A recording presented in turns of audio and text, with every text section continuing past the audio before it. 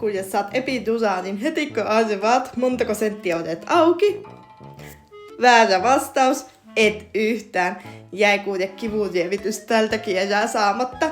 Heippa! Minä kuitenkin laitan sulle nyt tämän tippajetkun tänne suoreen. Suoreen.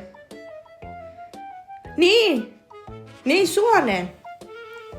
Hyvä, kun tarkensit, olisi mennyt väärään paikkaan.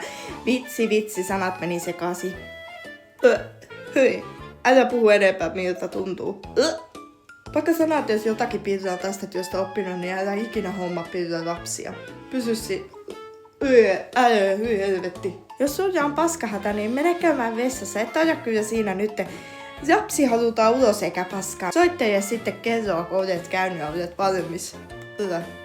Juu, pakko sen verran kuulla sanoa, että pakko soittaa lääkäri paikalle, nimittäin en halua aiheuttaa paniikkia, mutta nyt näyttää todella huonolta. Ja jopa saatat olla ehkä hengenvaarassa. Sektioon. Minä? Ei! Nyt oot ymmärtänyt väärin. Pirre ei ole sektionainen, Pirre on kätilönainen ja kätilö pysyy täällä.